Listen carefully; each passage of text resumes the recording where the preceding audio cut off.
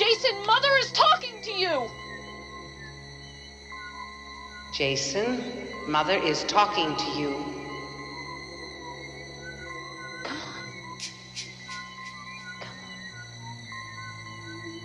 That's my boy. Come, kneel down.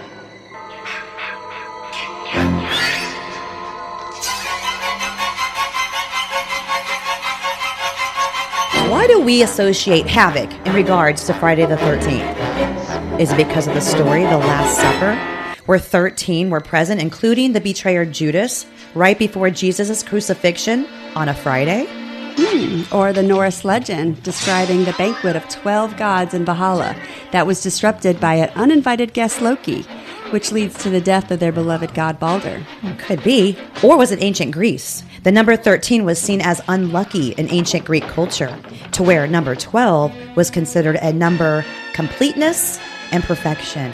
I also heard and read about Adam and Eve was possibly the forbidden fruit was eaten on a Friday. That bitch. Well, I'm telling you. She screwed things up for all of us. Right down to Friday the 13th. My gosh.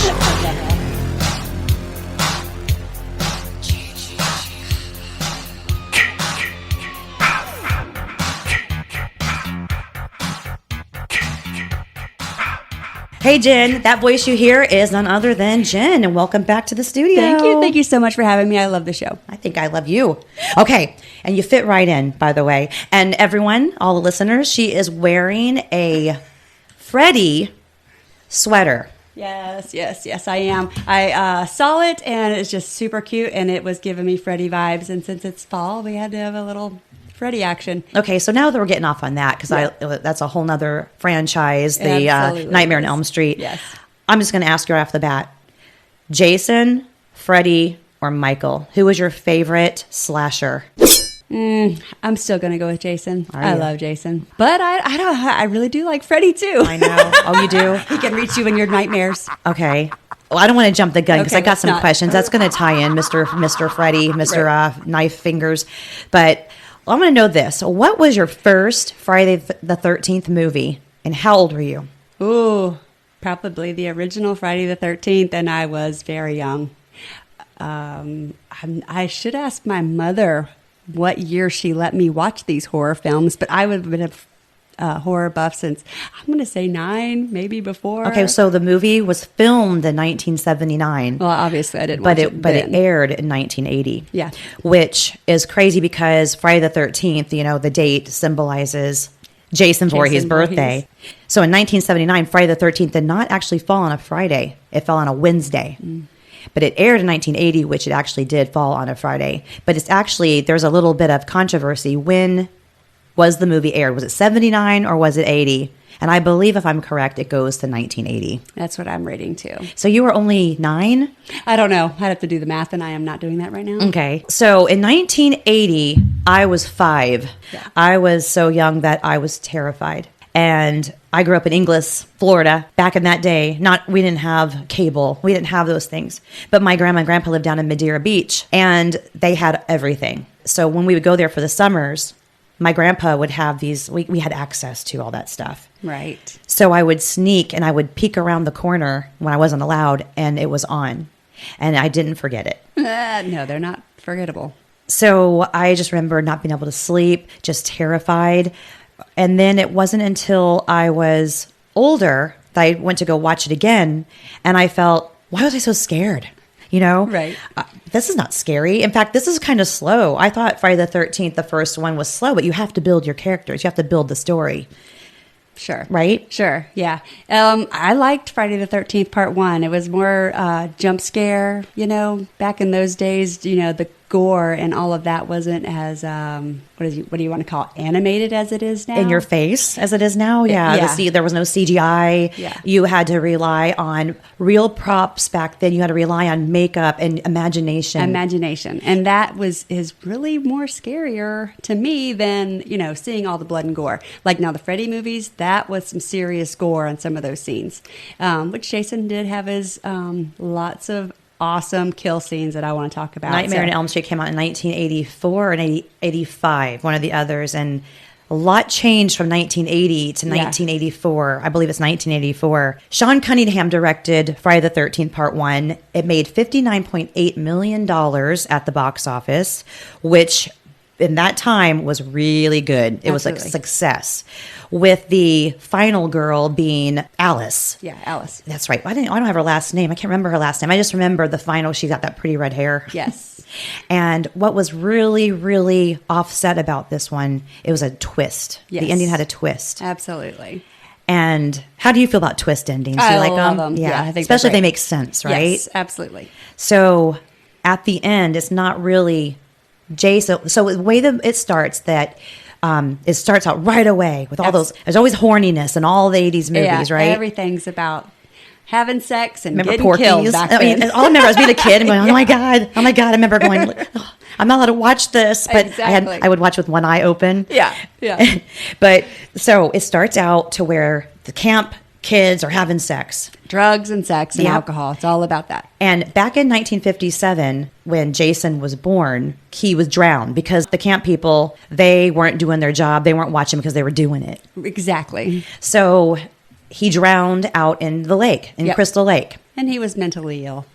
Yes, and he had face dysmorphia. Yep. And he couldn't speak. Yeah. He had a lot of issues going on with the poor kid. And the mom actually worked there on the campus. I think she was in the cafeteria. But Pamela Voorhees. Yes. The camp counselors were supposed to be watching her poor son. And he, I think, went off in a little boat and drowned. So there was a series of murders that started from the get-go. All the camp counselors and some of the locals were getting hacked up left and right. And who was the cameo? It was his first breakout movie. yeah. It couldn't be a cameo because it was his first movie. Well, he was in 5. This was his 5th one, but this was his lead character, Kevin Bacon. He was in 5? That's what it said on something that I read. Absolutely.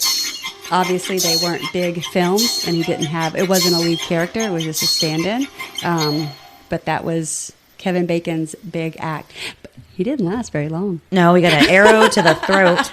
A nice arrow to the throat. And rumor has it that he's embarrassed by it. But you know what? Hey, it was his breakout movie. That didn't happen. Yeah, You know? yeah, absolutely. He should be proud of it because it's a cult. It's a cult classics. Yeah, I mean, he was hired because he was good-looking. Okay, here's a breakdown of Kevin Bacon's relationship with 1980s Friday the 13th. It is no secret that Kevin Bacon was not thrilled about doing this role. Kevin played Jack Burrell, one of the counselors who meets a memorably grisly end, an arrow through the throat under the bed. I don't know if y'all remember that scene, but he was only 21 years old, and he was a pretty unknown actor at the time. Doing Friday the 13th was one of his essential signature roles, coming early into his career after he was still trying to struggle as being an actor in New York. He was pretty embarrassed about doing that role, but he went on to play other roles because he considered himself a more serious actor. So then Friday the 13th became a cult classic. And when that happened, that changed the game. I mean, come on, I think someone got a little too big for his britches. Let's just say he understands it, and now he knows his place in horror history. I mean, look what it did for Jamie Lee Curtis. The cast, they said they hired all of their cast because of their looks. They had nothing to do with Tits and ass, tits and ass. It's all about that. So at the end of the movie, I'm not going to say we don't want to spoiler alerts because come on, everyone, this is from 1980. If you haven't seen Friday the 13th, get a life. Or get a horror film. So at the end, we found out that it wasn't Jason that was the killer. Right. It was who? His mother. Yes. Miss Vorhees. They weren't paying any attention to you, Jason. Make them remember. This is your home, Jason. Protect it. Make Mommy proud, Jason. Don't let them escape. And this was actually filmed in New Jersey, and it was not far from a little town called Vorhees. Jason, Mother is talking to you. Find them. Make them remember me, Jason. Which is why they got the name. And I guess Halloween had the same kind of scenario. The town was not far from, or their last name was from a town that was not far, which was pretty interesting information. All right. Do you know that it's Haddonfield that is the Halloween town, Yes. and it's not a real town? No. So, so what you're saying is Voorhees is a real town. It is a real town. Could you imagine living in Voorhees, New Jersey, No. with that kind of the movie being filmed there and this and that. I didn't know that. Jen, Yeah. thank you for the fun facts. you're welcome. I'm going to Fun facts. expect you to fun fact me I've got a this couple whole more. episode. I'm going to get you. Good. Oh, here's another fun fact about you mentioned already, Sean Cunningham, the director. Yep. Before this movie, he used to teach sex education. So he knew what he was doing.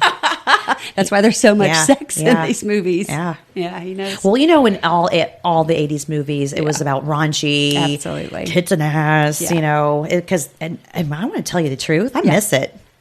I miss it. I miss the good stuff. Yeah. There's we can go off on a whole nother tangent, Yes, yeah. yes, we can. All right. So at the end of Friday the 13th, the first one, we find out that Pamela Voorhees, the mother, was the killer. And then what happens is Alice goes and she gets a hold of a machete, and she, after Pamela chases her all over the flippin' campsite, Yes. and then corners her into one of the cabins, she got a machete and she decapitated Pamela Voorhees. That was so good. Head flies. It's perfect. And then after that, she staggers out. She's exhausted. Yes, it's a long journey. Yeah. All She those gets into a steps. boat. Yeah. And she drifts out into the middle of Camp Crystal Lake. Yes. Because she feels it's the safest place for her to be. But what happens? Little does she know, Jason is out there. And he, jumps out of the lake onto her to bring her back down into the... Grabs her from behind in a chokehold. Yes. And the movie ends. Which takes us into 1981, just 1 year later, directed by Steve Miner. Friday the 13th, Part 2. Yes. That made $21.7 million at the box office, which is Nice. almost half. It's less than half from what the first one made. And why do you think that? I have no idea. And part 2 is probably one of my favorites. It's pretty good, but it's called slasher fatigue. Oh, my heavens. At that time, they had other movies coming out, Right. and they were getting tired of the slasher movies. Right. Which little did they know that right behind all that was coming out with Nightmare on Elm Street, Return of the Living Dead, Poltergeist, The Hitcher. All you know, kinds of- so Yep. if you're getting tired of it, Get ready. Then you're not a true horror fan. Exactly. So it's like if you're a football team, you're a fan only if they're winning. Well, that's BS. Fair weather friend. Exactly. Get rid of 'em. Friday the 13th, Part 2. And I'll let you take the reins on this one, Jen. There was a lot of great kill scenes in part 2. Alice, of course, they start out with her. So the way Friday the 13th, Part 2 opens is Alice is in the hospital. Right. She wakes up screaming and she goes, "Did you find him? Did you find the boy?" Yeah. And the cops said, "We didn't find any boy." Well, that means he's still out there. It was all an illusion. So Yeah. at the end of Friday the 13th, Part 1, Yeah. she dreamt that. That didn't goes happen. into. So that's the twist ending. Pamela Voorhees being the killer, and then Jenny. No, I'm sorry. I keep Alice. calling her Al. These final girls. I they're know. You know, Jenny's they're- next. Yes. So she wakes up and it was all an illusion. Yeah. Yes. And then Thank she said, God "Well, he's for still her. out She there." would be in the bottom of the lake. Yes. Two of my men pulled you out of the lake. We thought you were dead, too. Do you remember very much? The boy. Is he dead too? Who? The boy, Jason. Jason? In the lake. The one who attacked me. The one who pulled me underneath the water. Ma'am, we didn't find any boy. Then he's still there. So it leads you to say, and here we go. We're back at Camp Crystal Lake. Here comes the horny kids. That's The right. whole fresh faces. And we're going back. This is 1981. So from 1980 to 1981, they all have the same look. Everything's kind of the same. But part 2, that's where you've got the Jason.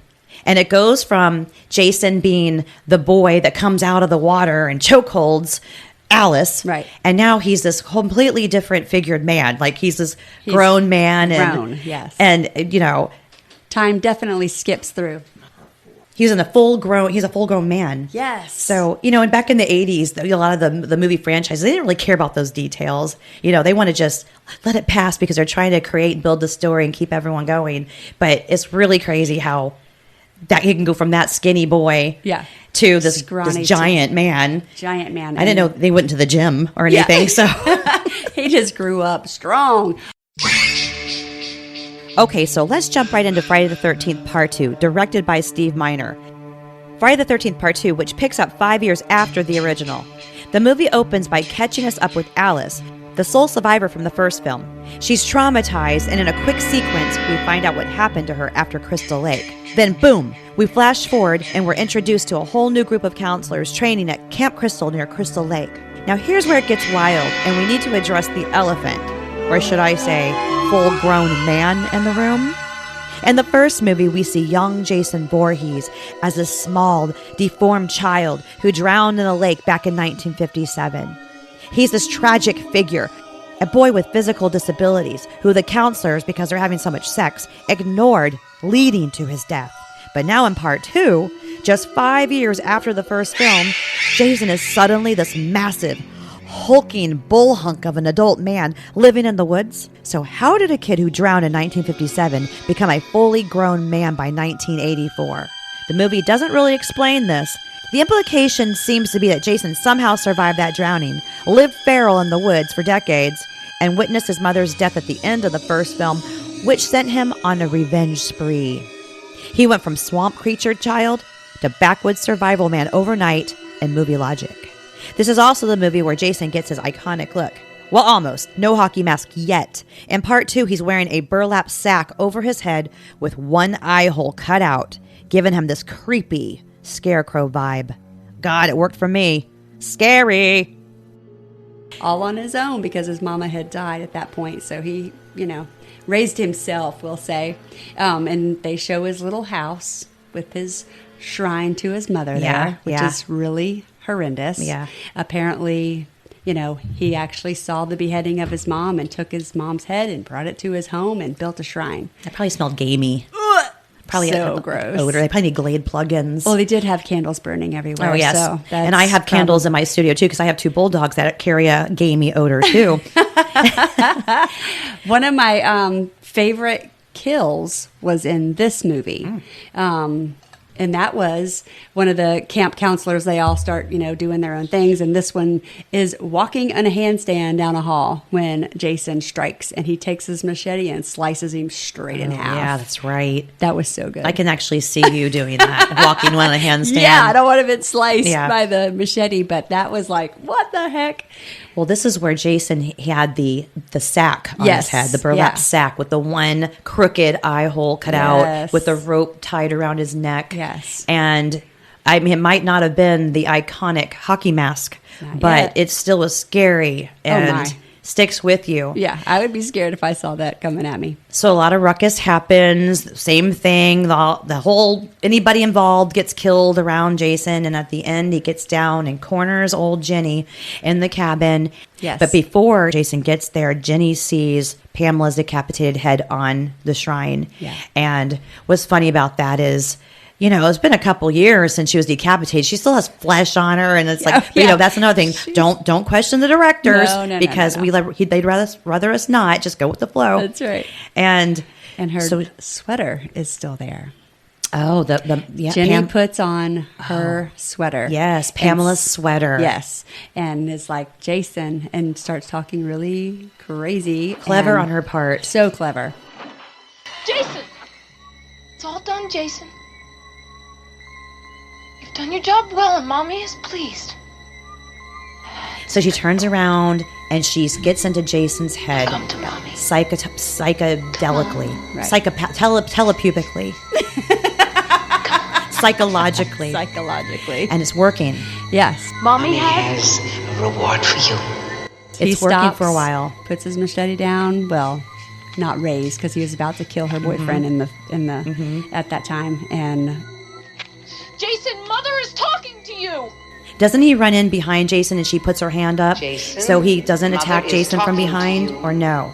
Is that after? Oh, I'm jumping the gun. That doesn't happen. So she's, Jason, Mommy's here. You did good, Jason. Yeah. And he's cocking his head to the side like he's a dog that can really understand you. Yes. And she's going, and it's working out perfectly and until she steps out of the way and he sees his mom's head. Right. Then he goes, "What the F?" Yeah. And then he draws the machete. That's my good boy. And the boyfriend comes in behind him, and they get into a fight, a brawl, wrestle match, and she comes from behind there, and she takes the machete, and she stabs him in the arm, in the shoulder. Yes. But why would they think that was enough? Ugh, that is so dumb stupid. I don't know. It's all horror movies. They always think he's going to be dead from an easy cut. Not going to happen. Come on. But he drops to the ground, doesn't he? He does. He pretends to be wounded. And what we do is they walk out like everything's fine. They say they stagger out, kind of like Alice did in the first one, thinking with the bird. Now you can hear the birds chirping and whistling, and the sun's coming up, and everything's fine. But is it? Absolutely not. I think it's funny that in one of the scenes in Friday the 13th Part 2, Jenny kicks Jason in the balls, and he drops like a hot cake. But in these movies, he gets axed in the head. His hand gets chopped into, he gets burnt, blown up, and he still lives. Yeah. But don't you kick him in the balls now. In the balls. Come on now. I got a question for you. Okay. How has horror films changed so much from the 1980s to now? Before, it was more of those jump scares. Like you didn't actually see, to me, some of them you don't even see the actual killing. Some parts they let you see it, but a lot of it was, you had to imagine what actually happened. It would be the face, they would scream, and then you would see the murderer when he would slice them, and then you wouldn't see the actual. Yeah, some of the movies played it safe, didn't they? They did. But in Friday the 13th, there was no really playing it safe. They showed it all. They showed torsos getting hacked into. Yeah. They didn't really hold back, which is one of the reasons why Friday the 13th has been so legendary. Yeah, sure. Halloween was so legendary. Friday the 13th is so legendary. And let's just say Child's Play. Oh, yeah. That's another one, which, we have to do a third show for the month of Halloween. Maybe I'll do Child's Play. Yeah, that's got that's got a really good following too. Yeah. Well, the makeup guy was Tom Savini. And he was amazing. He was the lead of Gore. And one of the reasons why it was so good, the makeup and all that was so good, is because he was a medic in Vietnam. Oh, I didn't know that. So he saw a lot, so he created it. Yeah. So it's really kind of like real things that he saw. Yeah, their makeup on set for all of it was amazing, especially as you gotten further into the Jasons, because Jason's masks, his face had to... it took 3 hours to do the makeup on him on part, I think they were saying 8, when he was so in messed Manhattan. up. Jason Goes to Manhattan, which was actually filmed in Vancouver. One ever. I loved it. That was so bad. Oh my gosh. Jen and I will be ranking our favorites from 1 to 3 at the end of this, right? That was the worst. Well, another thing that was different from the 80s to now, there was no CGI. Okay. So like we said, you had to use your imagination to create, but you also couldn't, they were just getting VCRs. Right. We didn't have Blu-ray and all that. Mm-hmm. And you actually, before VCRs, you had to go to the movies before it went to video. Right. And you couldn't go to Blockbuster yet. Right. So you had to wait for the new movies to come out. And everyone was waiting, I can't wait to go to the movies. Yes. Not like now we can sit on your couch and, and just... Right. Like the final chapter. Yeah. And we're rushing it. That's part 4. Fine. One of the reasons why it's called the final chapter is because you wanted to make people think, it's the last one. I got to get a gimmick. I have to get to the movies or I'm not going to see the other one. Yeah. To where, say it was in today's day and age, it was called the final chapter. Well, we say, I'll go. I'll go with you for the party tonight and skip this because you knew that it's going to be streaming on something in the next month. Absolutely. Save the money and watch it on your couch. There's no demand to have to see it right now and on the big screen. To me, I love to go to the movies in the big screen. I do too. I still do, yes. Yeah, I still love it. If you give us a movie that's worth a darn to go see. Exactly. Which there's a new movies coming. Didn't you tell me about it's a new Texas Chainsaw Massacre coming out? I think they may have one, and then the other one that I was telling you about was the cornfield and the clown. Oh, yeah, that's the one you told me. But it's not going to be on the theaters. It's going to be like Netflix, which I'm very disappointed at. Although I absolutely love Netflix and all of the streaming channels, because we can see them on demand, blah, blah, blah. But I love to see a scary movie in the theater. One of my most scary experiences, this is hilarious. I was at the theater with one of my friends, and we were watching, and this is the part I can't remember is which actual movie it was. But it was extremely scary, and as we sat there and watched it, it was about like it who's obviously a psychopath killer.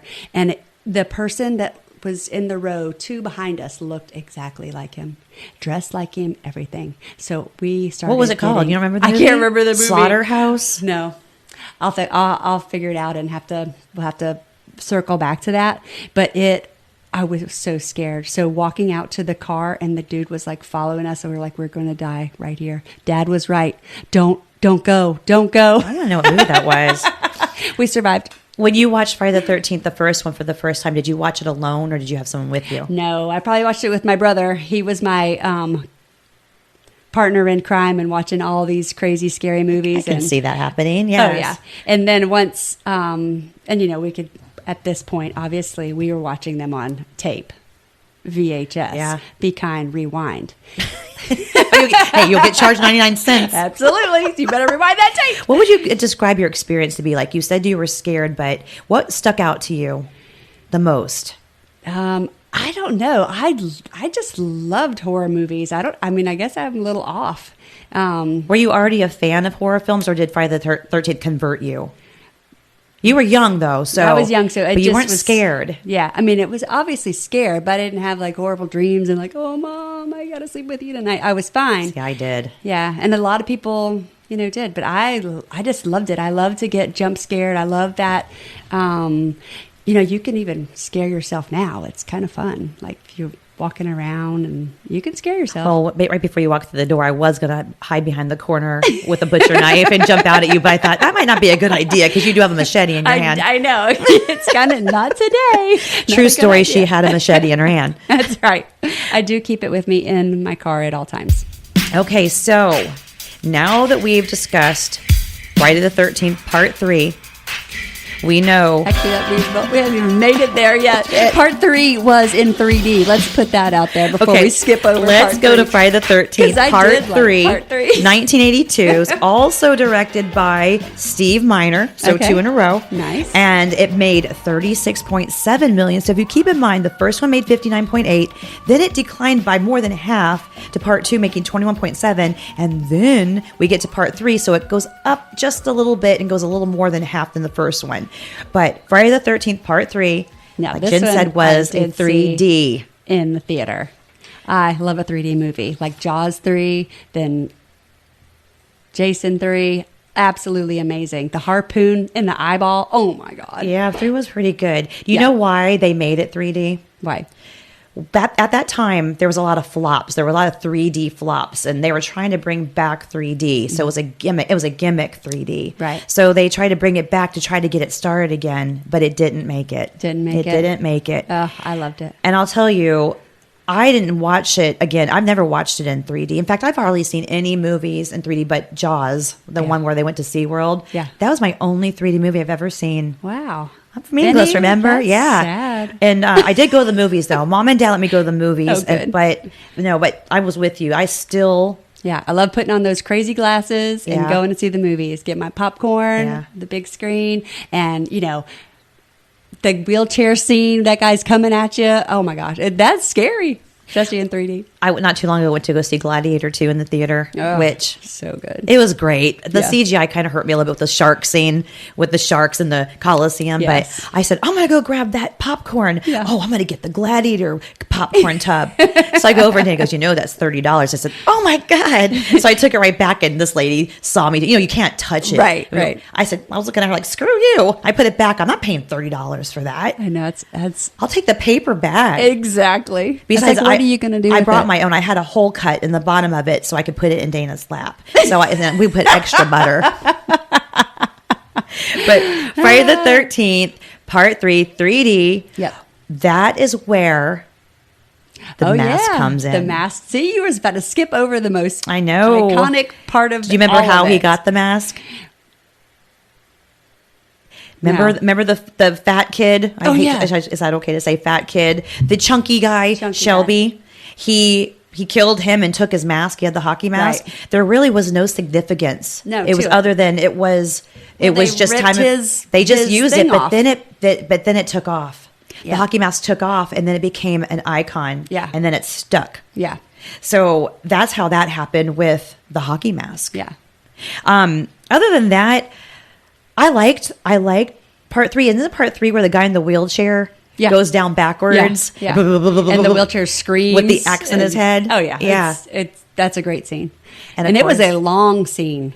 Like some of the kills were like super short, quick. That one was forever. Yeah. But it was good. I can't remember all of the characters in there, but I remember, wasn't there a pot scene in there where the guy was like, and like they're upstairs and Shelby thought he was going to get laid, but you know, he didn't. And, but the final girl in part 3 was Chris Higgins. Okay. Which I always liked her because I liked her outfit in that movie. She only changed once in that whole movie. Her outfit only changed Yeah, most once. of them, it was just a whole day. I mean, they didn't last over a week of killing. He got it done.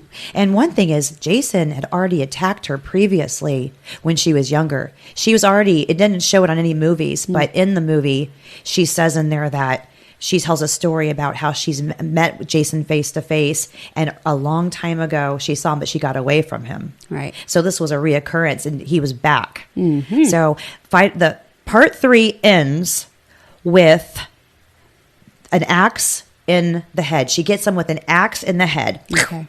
and it cracks the hockey mask. Right. And his arms go out, and he falls down. And that sounds pretty dead, doesn't it? It sounds You could dead. take a machete to the shoulder. That doesn't sound very dead. No, that's not dead. A drowning, pretty dead. Pretty dead. But an axe to the head cracks the mask, and he goes down and collapses. Pretty bad. But at the end, his fingers move. So what does that mean? He's coming back. 1984's Friday the 13th Part 4, the final chapter, directed by Joseph Zito, Okay. which made 32.9 mil. So it's kind of holding its ground. Yeah. As far as, you know, on like a level, you know, it's a 36.7 before, 32.9. The reason why I make a big deal out of what it made is because back then the money was so different than it is today. So that tells you how things did. Like yeah. today, they make $100 million, you know, and budgets are bigger. Like the budget for Final Chapter, I believe, was $25 million, which is a lot of money. That is. But so they only made 32.9, you know, and the budget was 25. So after you pay the actors and all that. Mm-hmm. But the Final Chapter had a young Corey Feldman. Yes. The comeback king. He was so good in that movie, too. I loved him. He was great. The Corey's period, all their movies that they did together back in those days were such good ones. I had the posters on the back of my door. I couldn't put them on my wall because my mom was a decorator and she thought it gunked up her decor, which I get it now. But the Coreys. Yeah. Had to have them on your walls. And Corey Feldman, I don't know if anyone realizes, but it's in over 80 movies. Yeah. Yes, his career has fallen flat.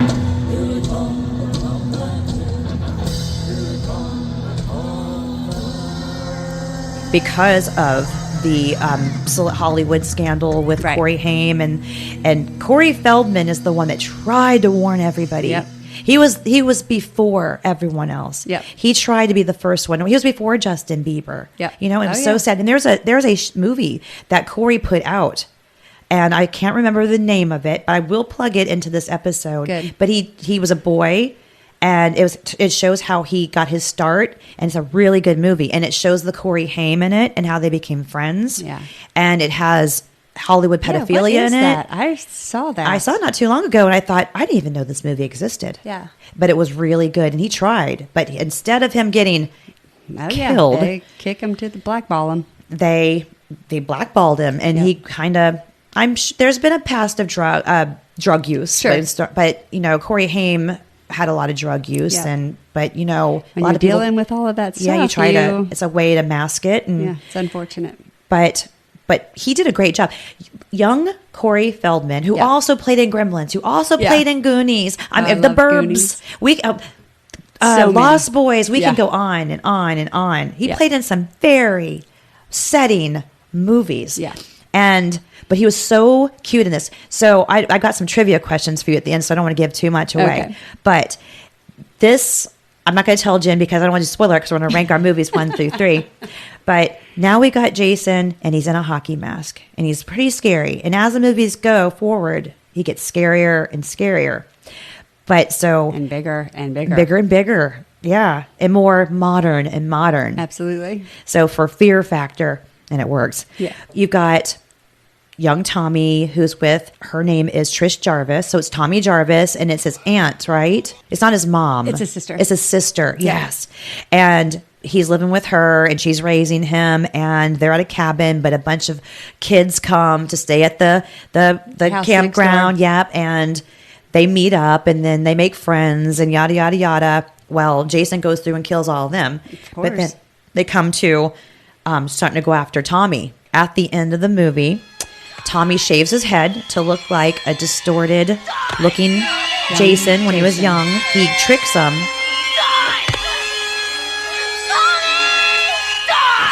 And then pulls out a machete and he hacks him in. Yeah. Die.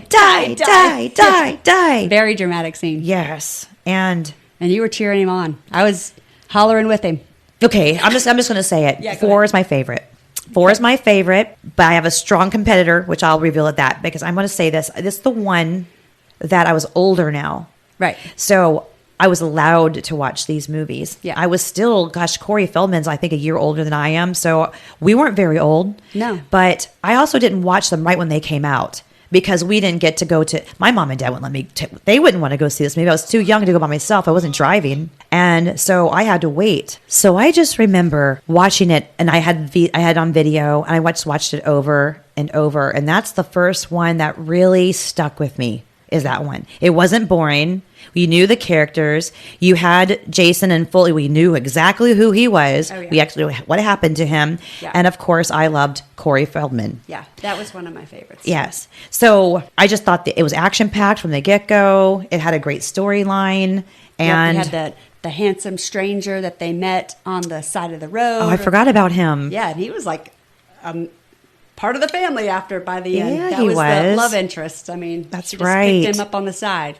And it wasn't sloppy, horny love. It was good, clean love. No. Yeah. Good, clean loving. All right. So after the final chapter, we go into things start to change up a little bit. I'm going to say a lot of bit. A lot of it. Yeah.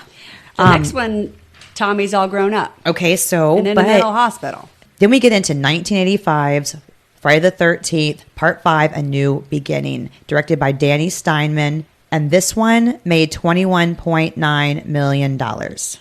So it slipped a little bit. But then on a second note, Poltergeist 2 came out. Slaughter High. Remember The Hitcher? Yes. And this one, Hellraiser. Was that the movie? No, Okay. may have been Hitcher. Oh, The Hitcher was a hitchhiker guy. Maybe. It was Hauer. Ron Howard. How can I forget his name? He just passed away not too long ago. Ron Howard. Rudger, you idiot. Spit it out, Jess. Ron Howard, yeah. With the blue eyes. Yeah. Now that movie. That may have been what it was. That movie, and it had Thomas C. scary. Howell in it, Yeah. and Jennifer Jason Leigh. Yeah. I can understand then, because that can happen. Exactly. That Those can happen. scary movies that are realistic that could happen. Those are the scariest movies ever. So that's why between Michael Myers, Jason Voorhees, and Freddy Krueger, my least one I like is Freddy Krueger, Right. because he can't be real. That can't happen. Right, exactly. But Jason could happen. You know, Sure, he's yeah. a slasher, Yeah. wearing a mask. Yeah. I mean, he can't die a million times, No, but but he it could can really be definitely- just yeah. like the Texas Chainsaw Massacre. Oh, that those one was things, real. yes. And then Michael Myers could happen too, besides the part to where he dies all the time. Right. Those things can happen. Oh, yeah. Crazy mass murderers. There you happen. So that's why I find them to be scarier. That's why I find Jason. Yeah. So I'm gonna make a bold statement. My favorite is Jason Voorhees. Yeah, I like Jason Voorhees. And Brooke Wallace is going to be very shocked that I said that, because I started liking Michael Myers more because I like Halloween. I love John Carpenter's Yeah. music. He does a great job. And that is just creepy, because there really isn't, other than one other song, which is a trivia question for you. Okay. There really isn't a song that sticks with you or a soundtrack that comes from Friday the 13th other than the sound effects. And they did that on purpose. Oh, They said they didn't want any music or anything. The only time the music would play was the signature when the killer was on the move and about to happen. The death was Wow. about to happen. That gives me goosebumps. That was on purpose, and it worked. that gives me goosebumps. Yeah. So what's interesting about Part 5? Yep. When the movie comes on, it's got a Corey Feldman comes back and he's wearing a raincoat and he's got a vision and he sees Jason again, but it's only a dream. Right. But it shows that it haunts Tommy. Yes. So he goes into an insane asylum. Right. He's got mental problems from it. He stays in there for a while. He gets let out. Yes. And then you see him driving with his I'm game for anything friend. Yeah. And they're headed to the cemetery because Tommy wants to make sure He wants that to he's see dead. that body. He doesn't What's funny believe is it. Corey Feldman has brown hair and brown eyes, but now you've got a blonde and blue-eyed Tommy, which, right, once again, the franchise doesn't want you to ask any questions. But so they're driving there. They get to the cemetery, and they walk up. They see it. They see his tomb, which is also funny. Yeah. I mean, who paid for that? Camp Oh, Crystal Lake? Oh, right. yeah. He Give me a murdered the whole break. town, but everyone deserves a proper burial. Yeah, give me a break with the stones around it. But one thing we did, let me circle back really fast on part 4, when at the end, they really made it look like the Corey Feldman was going to be the next Jason.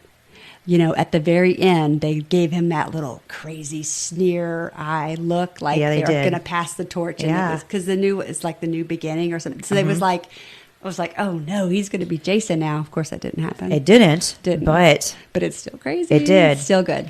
And I believe part 5 came out, it was 1985. So 84 was 4. And then just a year later, I believe Corey Feldman was on the set of another movie while he was doing the final chapter too. So he was doing 2 movies at the same time. Yeah. I can't remember which one it was, but he had to be pretty young. So it'd have to be, it wasn't the Goonies because he was older. He was older there. It was the Goonies, you dumbass. There's no telling. He did so many. Yeah. Could have been Lost Boys. No, he was older in Lost Boys. So he was the same age as Corey Haim in Lost Boys. So he was I would say 16 Yeah. in Lost Boys. But Right. so they're driving, they get to the tomb, they get to the grave, and they dig him up. Yeah. They dig him up. And the one guy who's, he was, they were perfectly fine with, you're digging up a grave of Jason Voorhees. Yeah. And if you notice in the movie, it's a perfect square. They're not sweating, they're not dirty. To It's dig a amazing 6 foot how they dig those It's graves. and then they I'd be like, I got to take a pretty good digger. break. You didn't even get a speck of dirt on you. I'm telling you. Well, of course, the sky's got lightning all striking Right. through it. There's It's big getting- storms coming. The wind's picking up. Yes. It's really spooky. Something's going to happen. So he gets a crowbar in and they wedge open and they unlatch the Yes. coffin. And then The cobwebs and all the maggots stuff, like, and flee out. worms. Yeah. Yeah, that puff. And they don't gag. No one gags. No. No one waves their hand under their nose like pooies. They open it up and there's maggots and obviously it is a corpse. Right. It is not a put together corpse. It is a decayed. Right. And they're staring at him and he jumps out and they go to turn their back for a second. Oh no. Tommy goes Yeah, crazy. he goes crazy. He gets the flashbacks. stake and starts- He takes the metal pole. Yeah. And he goes, die, die, die, Yeah. die. And he stabs about 20 times. And Right, the friend's right in the looking like, heart. geez, dude, he must have really screwed you up. Yeah. I'm trying to watch my mouth. He actually said, he must have really fucked you up. That's right. And they go over to go get something. And next thing they know, a bolt of lightning Yes. strikes the metal pole. And electricity goes all through Jason. Yes, and does it again. Yeah, and then another strike. And then an explosion. Yeah. And next thing you know, he's crawling out of that grave. Yep. It's back. He's Yes, back. he's back. And he's pissed. Yes, he is. He's like, I know you, Tommy.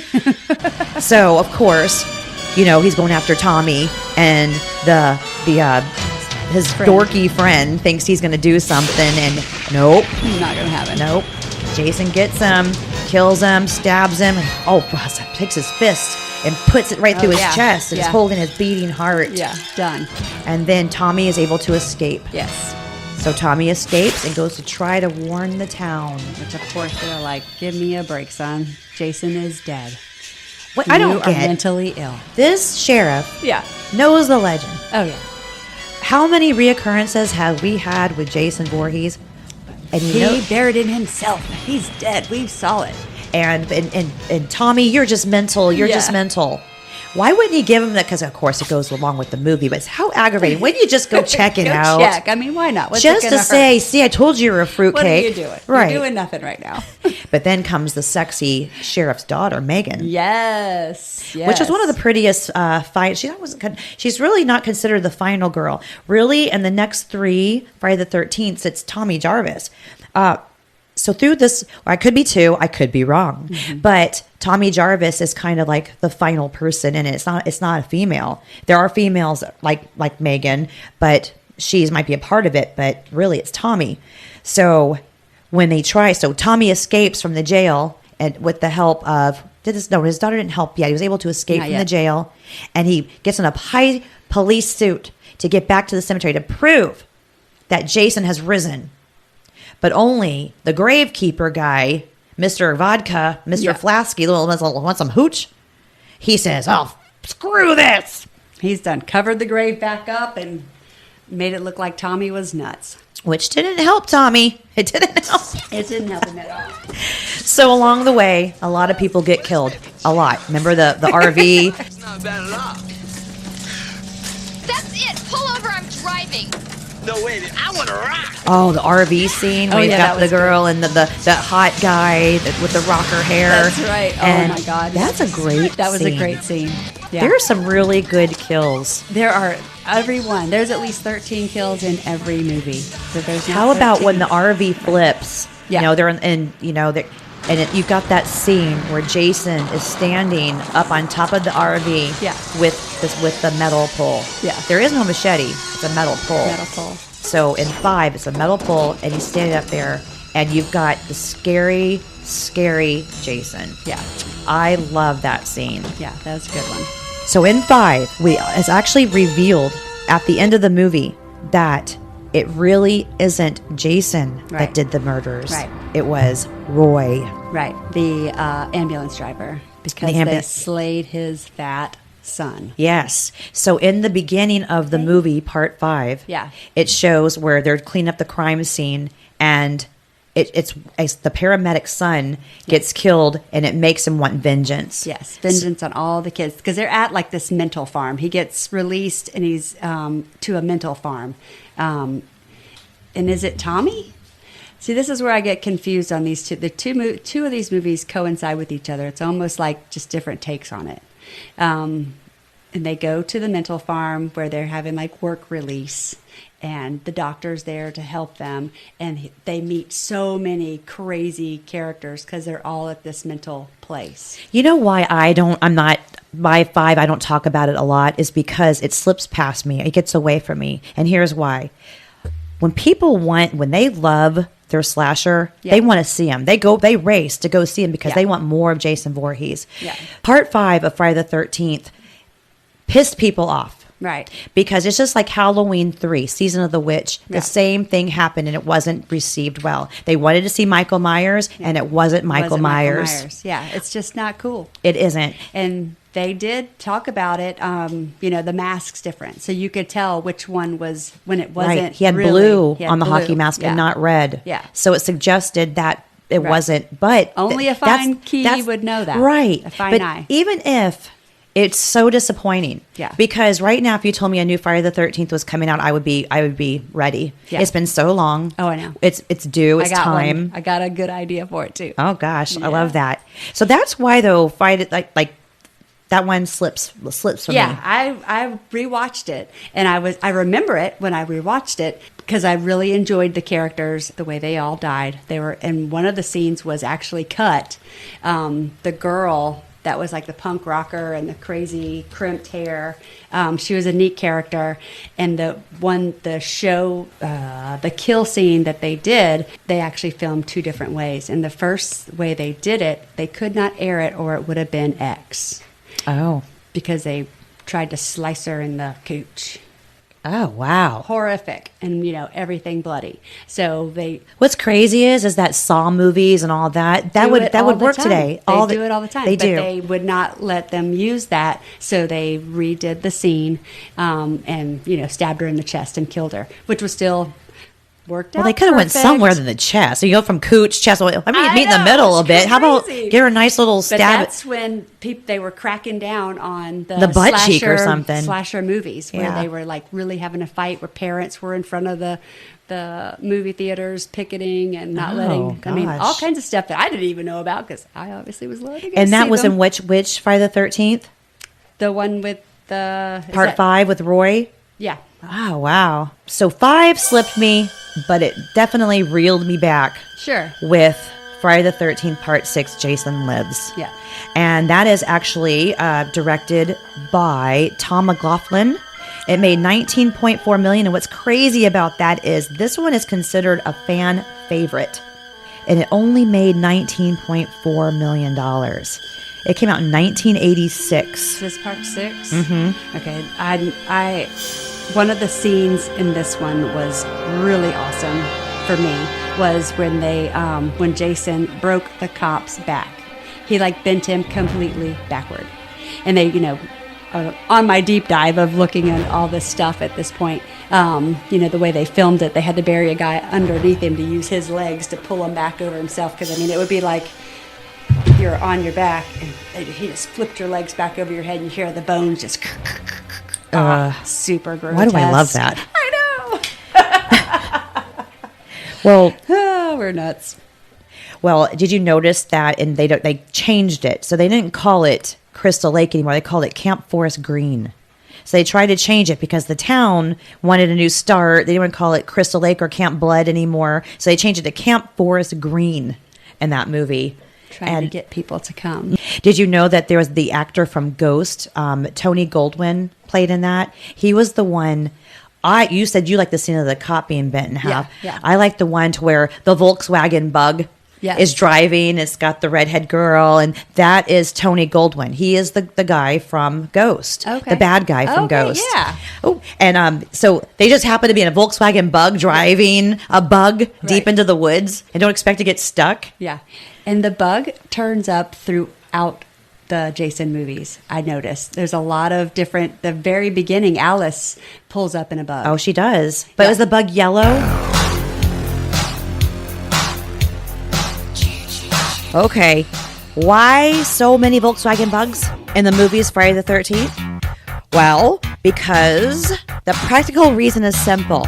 Budget and era.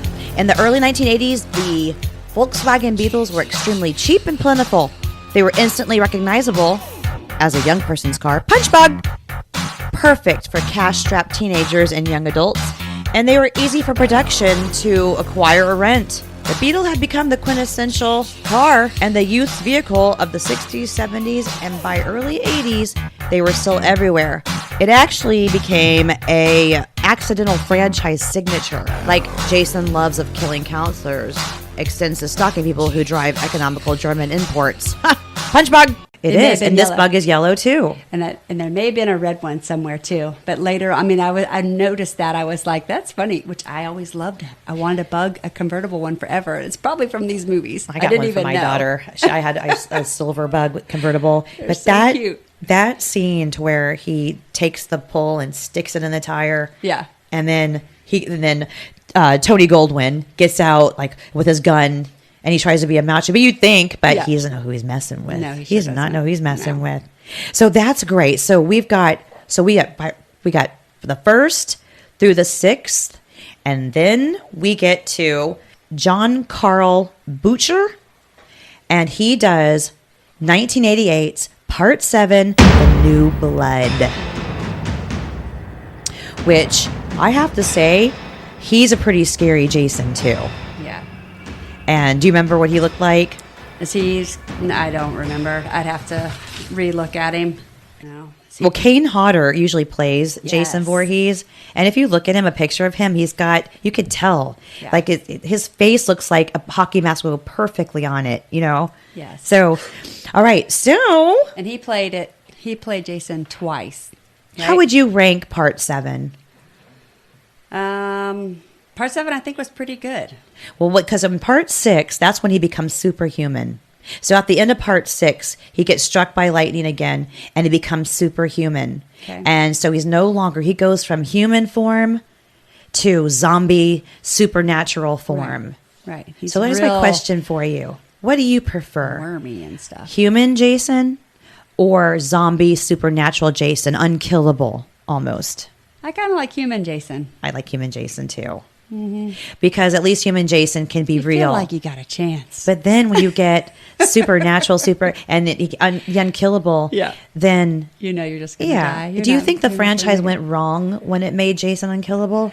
I mean, I think it's fun. It's just part of Jason. You know, you want to make him bigger, better, badder every time. So he just keeps getting more unrealistic.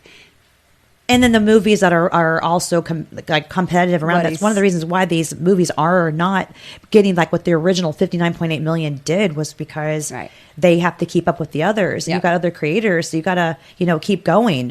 Thrill factor and all that. Part 7 didn't really sit too well with me. It was scary, but I just didn't care about it very much. But I already know how you feel about this one. We're going to get to 1989's Part 8, directed by Rob Hedden. And it's 11% Rotten Tomatoes. So apparently Jen's not the only one that hated this one. So bad. It made $14.3 million. So obviously it sucked. Yes. Jason Takes Manhattan. Yeah. The worst. He's been chopped up, burnt, murdered, and blown apart. But apparently he's got a side hustle with a maritime travel. You think he used Expedia? Because he winds up on a cruise ship. Exactly. They just happened to stop by, they said they stopped by the lake for a pit stop, and he got on board. Come on. Yeah, an anchor. The anchor the once anchor. again picks up some lightning bolts or lightning cables under the ocean and recharges him. I mean, what was he just down chilling in the cargo department rearranging luggage? Exactly. I am not a fan. And the acting on this one to me was horrific. Was so bad. The kill scenes were so sad. The very first kill scene, when the couple goes on their little boat, because the boyfriend has this yacht, his family's yacht or whatever, so it's just the two of them. They don't even make it to the cruise. They get on the boat to have their sex, and of course get murdered. But it's pathetic. Like, the guy's sitting in the bed, and he's just sitting there, and he could move, he could run. He just sits there and takes it. Well, Jenny was in shock. Oh my gosh, it was pathetic, Jess. And the girl, he probably pooped his pants. The girl, at least she jumps out of the window trying to get away. Of course, he catches her. I mean, so the kids had just graduated from high school, and this was a high school cruise. Of course, it could happen to any of us. Lightning cables bring us back to life. Absolutely. So we get on there, and we're on the ship, and we're starting killing kids. Yeah. Oh, remember you said Jason didn't kill kids? No, little kids. Of course, he kills teenagers. These are camp counselors. Yeah, it's always been about killing teenagers, hasn't it? He doesn't kill little kids. You're right, because in part 2, he never killed any of those kids. He feels like it's, that's like him. But they're not disfigured. He hates those kids. Those kids bullied him. So those kids at that age, and then they threw him into the lake where he drowned. Yeah. Those kids might have deserved to die. I'm just kidding. I take it back. I refrain. But so Jason kills a lot of these teenagers on this cruise ship. Yeah. And then the handful that survive, they port, and then they get out onto the streets of Manhattan. Yeah. To where apparently Jason heard it was the land of opportunity. So he wanted a fresh start. So how he blended in. Now, Jen, have you been to New York City? If I would have saw Jason, he would not blend in. No, he wouldn't. And I don't think he could keep up with the walkers of New York City. Actually, as the movies got older, Jason picked up his pace. Yeah, absolutely. He did.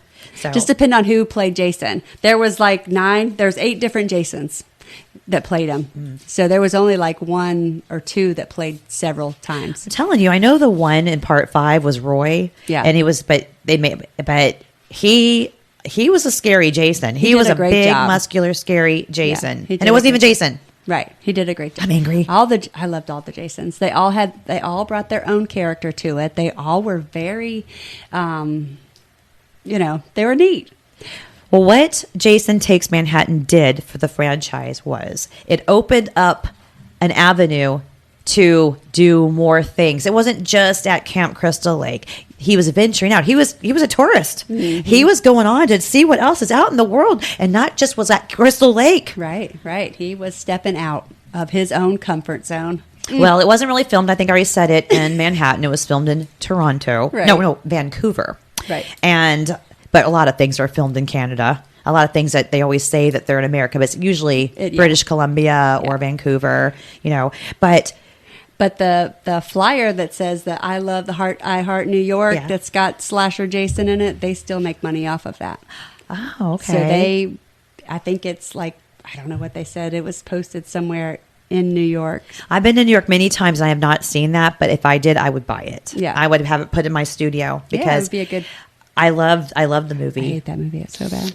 So then they're in New York and he kills everybody. And I don't remember how it ends. I don't. Your favorite movie you don't remember? I don't remember because either. I get them all mixed together. I do too. And I did research for this episode, but I do too. There's so many. I do blend them all together. Like we're getting a little messed up on them, but that's okay.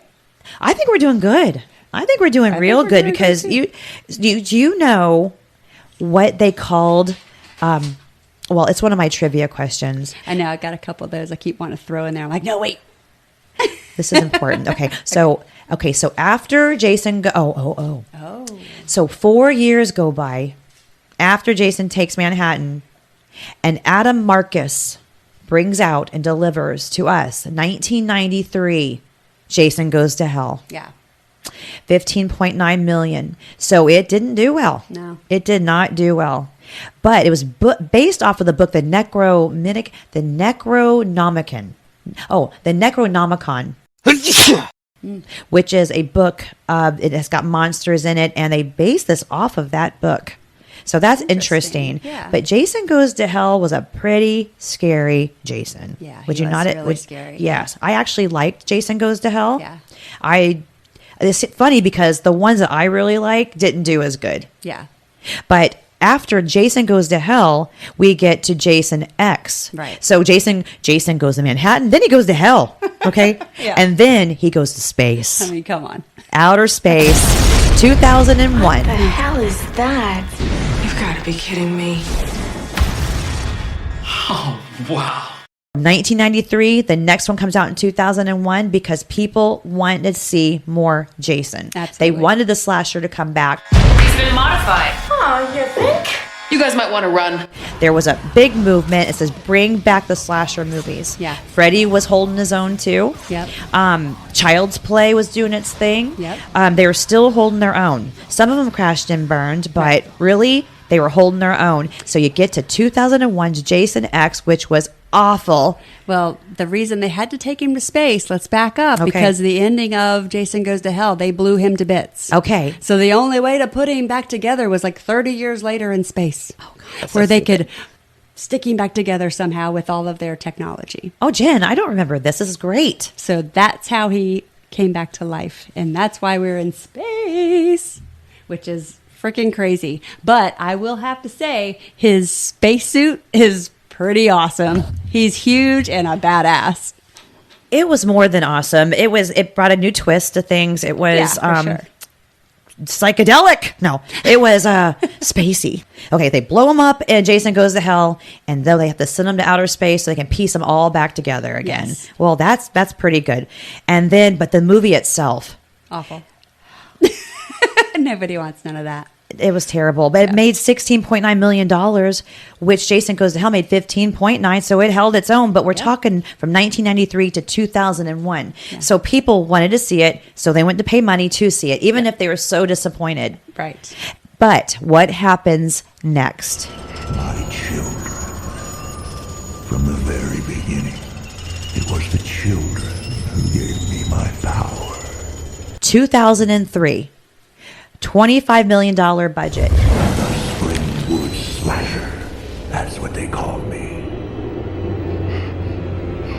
And before I say this movie, fans were asking for this since 1988. They wanted this. My reign of terror was legendary. Dozens of children would fall by my blades. They asked for 15 years for Freddy versus Jason. But they didn't listen to him back then. And it was until like Jason was just bottomed out and they were like, we need to make some money. And they went to Freddy and said, let's do this movie. And I think he was at a slump, or they may have tried at one point and he was like, oh, heck no. Well, not doing Paramount owned Friday the 13th, and New Line Cinema owned Nightmare on Elm Street. Right. And they would fight over it because they could never get the money right, the storyline right. Yeah. And then New Line Cinema bought Okay. Friday the 13th. So then they created the movie, and guess how much money that it made? I bet a bunch. $116 million. So it made more than any other movie. Yeah, because you're combining two powerhouse slashers. And then it revived Freddy, too. Yeah, for sure. So then they came back. So after that, Freddy versus Jason, you get to 2009 for Friday the reboot. I'm going to let you handle this one because embarrassing to say, I didn't even know it existed. This is, we're rating our top 3. This one is my probably number 1. I love it. $91 million it made. And tell me why, though. What was so great about it? So it was everything about a Jason movie. He moved faster. He was meaner. He was probably working out at Anytime Fitness or probably Planet Fitness at this time. Of course, he was doing some CrossFit for sure. Dude was strong. He was fast. I mean, the very first scene is fantastic. I mean, he runs at that lady. I mean, you don't expect that from Jason. You know, it's usually his new. I got to see this. I really do. Walk or whatever. He ran from someone? Oh, no, to him. I mean, he ran up to him and got him. Oh, awesome. Yeah. Very I don't know good. how I feel about that. I know. The whole cast. I'm a traditional slasher girl. It's scary. It's way better. It's good. All of the scenes are great. It goes back to where you've got stereotypical people. You've got the rich guy that. Where did it take place? It's back on Camp Crystal Lake. Oh, so they're back at Camp Crystal Lake. But it's not at the campground. It's at the rich guy's got his nice house or whatever, and he brings all of his friends there for a fun-filled weekend of sex and back to the horny. Back to the horny. You gotta have sex. You gotta have sex. Straight up horny. Gotta have it. So it's back to that. Now that we have talked about all of the Friday the 13th movies, right? And we got them set for our listeners. So anyone who hasn't seen them, you'll know which ones you want to see. Yes. I want you to rank your top 3 favorites, starting with your third favorite. Then go second, and then your top favorite. Okay. So my third is going to be the one with Corey Feldman. That would be the Friday the 13th, Part 4? Part 4. The final chapter. Yeah, that would be number 3. Number 2 is going to be the one that we just talked about, the brand new one from 2009.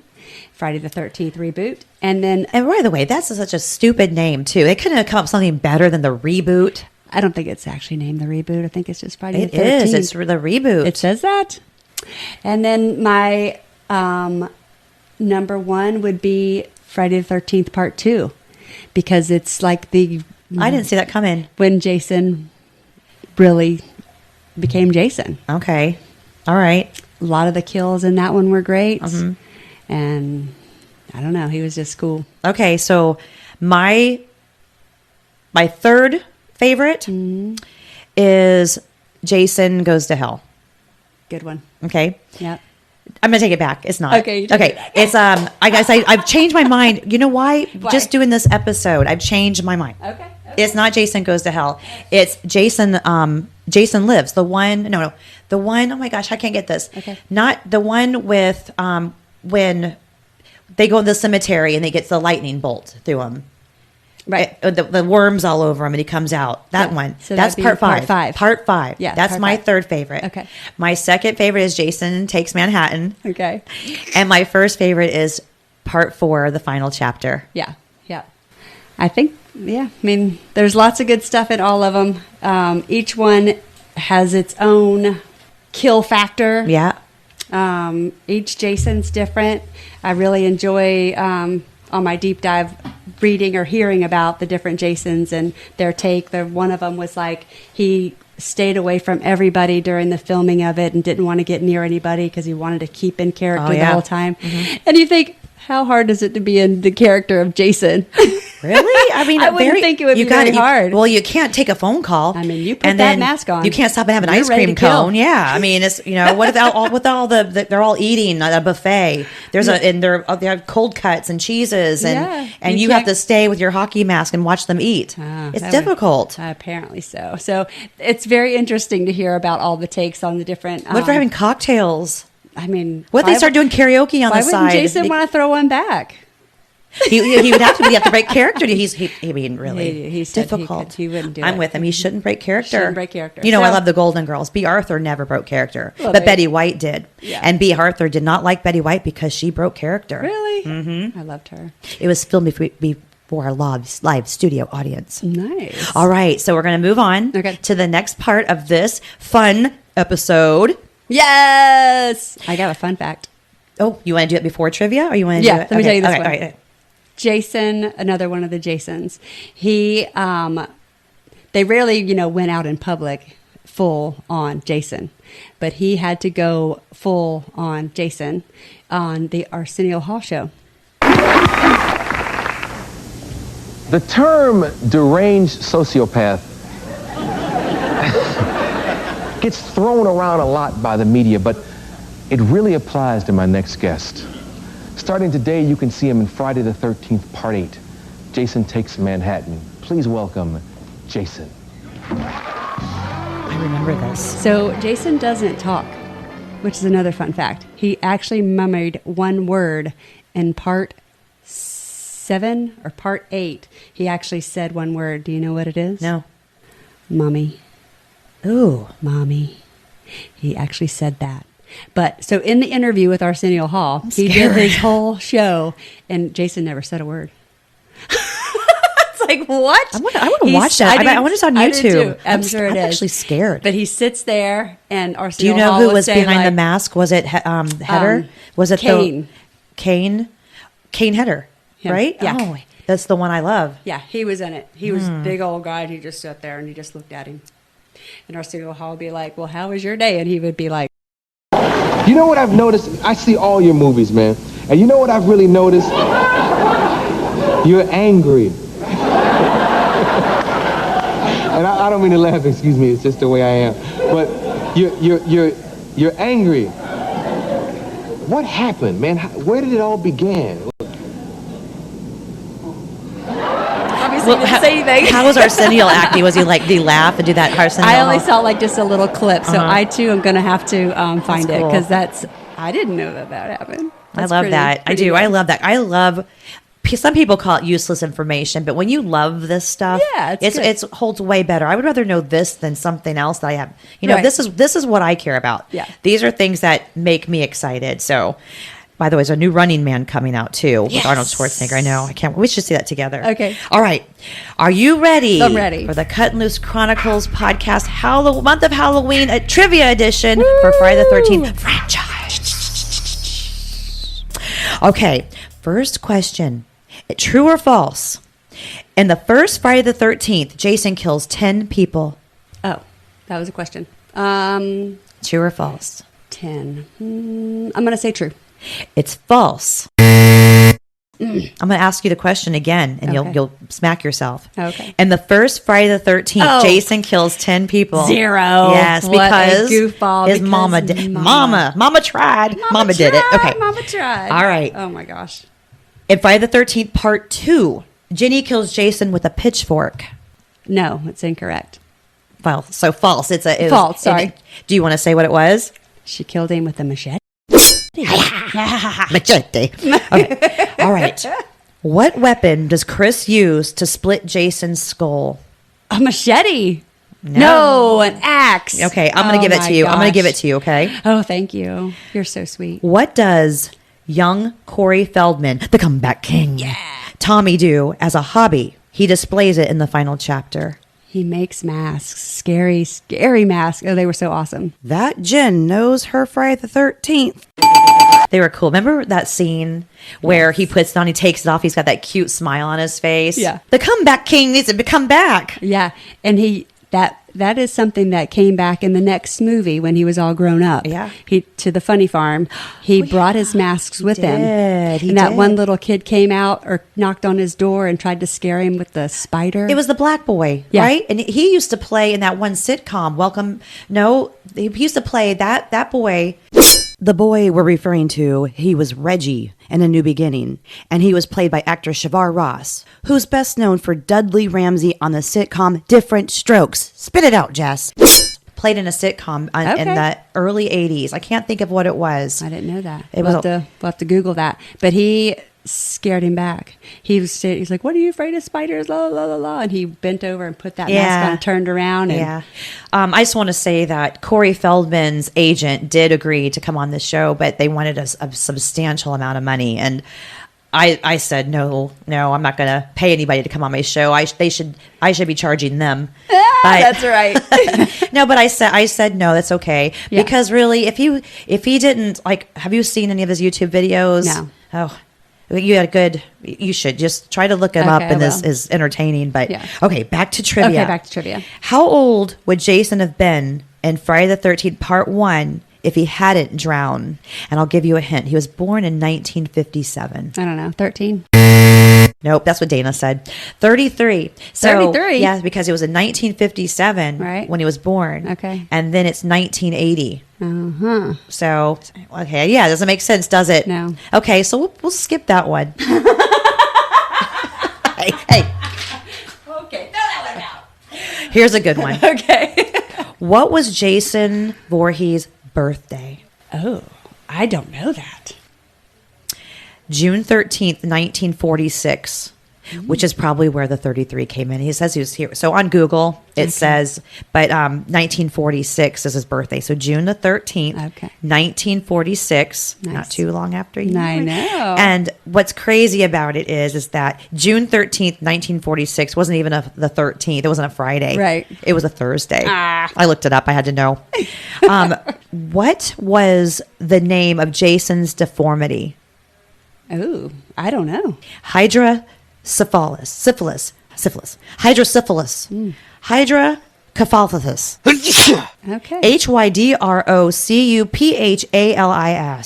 God bless you. Thank you. Thank you very okay. much. True or false? Okay. Jason was homeschooled. Definitely true. It is true. It is true. He didn't go to school. So, yeah. Isn't that something? So, okay. Jason earned his hockey mask in which film? 3. Good girl. Okay. What credit card was floating in the pond or in the mud puddle in Part 6? American Express. Yes. Yeah. Good. Okay. And for the last one, who sang the theme song in Part 6, Man Behind the Mask? Was it Michael Jackson? No. Hey, close. It was Alice Cooper. Oh, God, that's hilarious. All right. Well, this brings us to our end. I got some for you. Okay. Oh, yeah. Oh, okay. I thought you didn't have any. I know. Well, I got some because I got a couple things I want to mention. Do you know what the actual camp name is? Camp Blood? Yeah, what it really is. No. Like, it's an actual camp. It's a Boy Scout camp. Oh, where okay. It's called Camp Nobi Bosco. Okay. Very strange. Didn't know that, but that's where it's actually filmed. All right. It's a real camp. Okay. This is another one. There was another name that it was going to be before it was Friday the 13th. Do you know what the name is? This was a tough one. I did not know. I knew it was something different, but Camp Blood? Long night at Camp Blood. It was just too wordy, so they changed it. Why can't they just call it Camp Blood? Because really, how can you do a Camp Blood Part 2, Camp Blood Part... I mean, I like it that they changed it. Yeah, I like Friday the 13th. Or just simply Jason. Yeah, which they did. One of them is just Jason. Obviously, this is a really cool fun fact. The MTV Lifetime Achievement Award, Jason actually got it for a fictional monster. And this was in 92. He earned this award. And there's only 2 other fictional characters that earned this award after Jason. Jason won it first. After Jason? Do you have any guesses? Pinhead? Nope. Okay. How many guesses do I get? You can have 3 guesses. Freddy? Nope. It's because they're kind of hard. I'm just going to tell you. No. Okay, they're not scary. Well, one of them kind of is, but not like the horror. Scream. Films. Not a horror film. Okay, oh, it's not a horror film. Okay, It's fictional characters that people love. Oh, Godzilla and Chewbacca. That's what I was trying to make. I can't do it either. I know. Luke can do it so good. Really? Yeah. Because everyone's like, there needs to be another Jason. We need another one. Yeah, I'm ready. How about the survivors, the women survivors take on Jason? Like all of them come back. So that's very good idea. A bunch of them. That's how they did in the last one with the Halloween. telekinesics. You remember her? We didn't even touch on her. Which one would she be in? She was the one that 7 probably stuff with her 7. brain. The one that we didn't really touch a lot on. It was part 7. Yeah, and that was a good one. I think I need to watch it again because, I start early September watching Halloween movies and all different kinds of horror films. This brings us to the end. And I just want to thank you for joining me on this very special episode. Yes, and I wouldn't want fun. anybody but you. I loved how you got into it, and I love how you love Jason. Yeah, scary movies, period. I had so many scary adventures growing up where I loved Halloween. I love Halloween now. Decorating for it, being scared, doing all the things. And we would have big Halloween parties at our house as teenagers. And I would just love to went to scare one. all of my friends. Once again, we want you to know that you can find Jenn on social media at Jenn Gibbs. Yeah, I'm TikTok, Instagram. If you go to LinkedIn is where it's just under Jenn Gibbs, and it's easy to find me there, and it has all of my handles, I guess. It's just an easier way, and I'll attach it to this podcast. Yes. Thanks for listening, and I hope everyone looks forward to the next episode.